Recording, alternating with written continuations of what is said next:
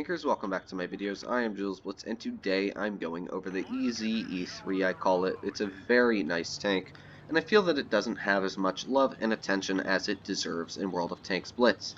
Personally, I feel like this is one of the strongest, if not the strongest tank to hold a line, and one of the best tanks to carry a game in the current state of the game as it is right now. I'm not sure how the Foch is going to be after update 6.2, but personally I still feel this vehicle does a better job of holding, better than heavies as well, because this thing has excellent gun depression, excellent armor, which I will show you guys very soon, and an excellent gun, which has very nice penetration, able to penetrate pretty much any of its foes in its path. Now, one of the reasons I think this tank is really underplayed, which it is because on Blitz Stars, this tank has 1,504 players in the last 90 days. Now, comparing this to a 183, has 8,321 games played, which pretty much says that for every E3 game played, there are about 6 183s. And the chances of playing an E3 really are just so low in the current game right now, because it's not a very attractable tank. Doesn't have crazy damage, doesn't have crazy penetration, doesn't have crazy speed. It's just really not a tank that players think is that good. However, it's such a formidable fortress when you try to go up against it. And newer players think, oh, well, it has this huge cupola on the top. It doesn't have really good armor. The E4 has just as bad of a weak spot, except the E4 is a turret, which makes it better. Wrong, though, because the cupola on this tank, and I'll show you a little clip of the armor so you can see how strong this tank is. The cupola on this tank ranges up to 350 millimeters thick. That is insanely strong. That is thicker than the upper plate of that WZ-113 you see right there, only being about 250. This tank is ridiculously thick on the armor, and the whole upper plate, as you can see, is just almost impenetrable. The lower plate's sitting at about 220, ranging up to 250. But it really doesn't matter, because this tank has 8 degrees of gun depression. You can see the position I was sitting right there. I was hiding my lower plate, making my tank pretty much impenetrable when that E4, or E5, not E4, was looking at me. And it's just such a hard tank to take down. Now, you can shoot it in the front track wheel, as you can see in that little clip I showed you. It's only about 170 when you're looking at it at like a 30-degree angle. However, just don't let people get your tracks. You need to know how to run the vehicle when you're running it, because you can see I turned my tank there so that he couldn't kill me or damage my track and break it at the same time.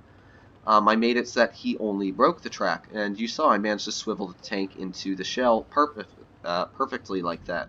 And that is how you want to run the vehicle. You don't want to turn a corner very slowly and come around like this. If there was a tank right on the edge of that corner, I would have gotten my tank tracked. It probably would have spun a little, which would have made me miss my shot, and it would have caused me to have to use a repair kit and damage me, and that would not have been fun. You want to pull around a corner intelligently. You don't want to pull out on tanks that will easily penetrate you. Because I'm saying how good the armor is, but if you run this vehicle, don't run it super aggressively. It is not meant to be played aggressively.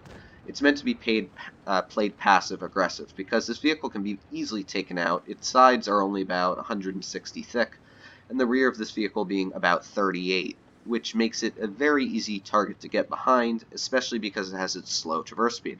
However, it's not as slow as it used to be, as this tank was recently buffed. Or not recently, but about 5 or 4 months ago, it received a buff, raising its top speed up to 35 when it used to be 25, which now it's actually a reasonable top speed. It's able to get around the map quicker. You're actually able to make it to positions on time and be able to shoot enemies and hold the line. It also has a lot more power-to-weight ratio, can turn quicker, it's got much better traverse. Overall, it's just a very nice and strong vehicle now.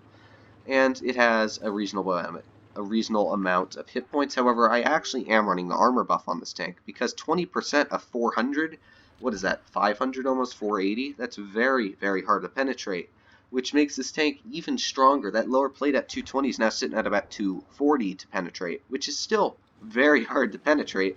That's pretty much making it impossible for tier 9s to penetrate you, and even some tier 10 mediums like the Batchat or the T62 makes those tanks also impossible to penetrate you. Now, I know the Batchat's not a medium, but I just wanted to throw that in there. And this tank has a very nice damage per minute of 2961, which means you're actually able to trade shells with, A 113, you're actually able to pretty much do the same damage per minute as him, and you're able to have 295 millimeters of penetration as you're doing that. And if your AP isn't enough to pen, oh, that's fine. Your APCR goes up to 375. If you're running calibrated, it goes up to 394, still doing 545 alpha damage. The velocity of these shells also are pretty nice at 870, not like a much slower round being like 600. And since this is a 155 millimeter round, you're able to overmatch much thicker armor plates than a 150 millimeter would. And you can see this first game we picked up 3,800 damage, and we actually didn't lose credits, which is surprising for tier 10 matches. Which also means this tank doesn't have a bad credit coefficient. And it's really just not a bad tank at all to play in battles. You don't lose credits, your win rate's going to go up, you're going to do better in matches, you're going to know how to run a tank destroyer. This is not a camping tank, though. If you see a teammate on your team camping in it, they're playing it wrong. This is an aggressive vehicle that you hold the line with. You don't want to push it aggressive, but you want to push it in a spot where you can be aggressive if you want to push eventually. With your team, of course. You can't push in this vehicle alone, but that's the same for most vehicles in the game, except for like a mouse. And that is mostly true for this tank. However, there are some downfalls for this vehicle, being the aiming time at 2.26 seconds. It's not a very good aiming time, and the dispersion at 0.326 is not great either. It's okay, but for some reason American tanks have this thing where they like to really just miss their shots if they're not fully aimed in, and even if they are, they really like to miss. You're going to see this game on Naval Frontier. I'm going to shoot this E100 in a minute or so, and it's just going to completely miss him in the track. I don't even think it hits his track, it just misses on the dirt. So that's one of the unfortunate things. However, dispersion while turning this tank, rotating its turret, or after shot are also very nice, so that it evens out a bit. And again, this tank has 8 degrees of gun depression, and you're going to see me use that in this game. It also has fairly decent gun elevation at 16 degrees, and its aiming arc is 24 degrees, which means you're able to snap people at a pretty wide range. And the turret traverse speed is 31.59 degrees a second. Now, it doesn't have a turret, but that's pretty much the gun traverse speed, should I say. And this tank weighs 74 tons, which means you're actually able to ram people. That's the shot I was talking about there on that E100. That was just an awful shot. I really don't know why that missed. And one of the worst issues is the effective power to weight ratio is 8.59, which is really bad. So imagine how bad it was before they buffed this tank. But this tank is able to keep up with itself at 35 kilometers per hour, as I said, and it used to be, I think, backing up at about 8 or 7. Now it's 10, so it still is quite a bit better. And it actually is 20% concealment, which is also very nice for a tank destroyer this size and with this much armor. However, again, I really don't use the camping part of this tank that much, because you're seeing I was camping there a bit, but I managed to pick up 2,000 damage doing it. Now I'm going to try and run my vehicle aggressive, take some shots for the team. This is a teamwork tank. Again, you really want to run this tank, in my opinion, with a platoon mate if you really, really want to win a lot of battles. Because if you have a platoon mate, just like an IS-4 or an IS-7, or, you know, a mouse for all I care, you can have him guarding your rear so that if anybody tries to flank you, they're not going to be able to, which will make them pretty much unable to push on you, and you're pretty much just going to be unstoppable. However, your teammate, you really don't want to die. If your teammate dies, you will die shortly after. Now, I will also say a really easy way to take out this vehicle. There's 2 ways. First of all, the track wheel is very weak. You're able to shoot this tank, as I said in the first replay, right through that front track wheel at about, I don't know, 30-degree angle. You can shoot it through the track wheel, damage it, and you're able to pretty much immobilize it. You can see if you were to shoot the tank in the front track wheel at about that angle with an E5, it would probably damage the tank. It would also break the track wheel, guaranteed, and it would make you use your repair kit. And if you're running a clipper tank like a 57 Heavy or a Bat Jet, you're able to shoot 1 shell into that front track wheel, he'll use his repair kit, 2 shells if he has a second repair kit, and then he's out of repair kits. You're able to get a 3rd shell in, get behind him, he can't do anything about it, and he's dead. So do use that to your advantage. Another weak spot is you can see the top of this vehicle. There are those 3 little viewports. I will show you after I shoot here. These 3 little viewports on the top, you can see right where the 680 is, it says 680. That part there is about 50 thick at some spots, which means that you can actually penetrate it with high explosive.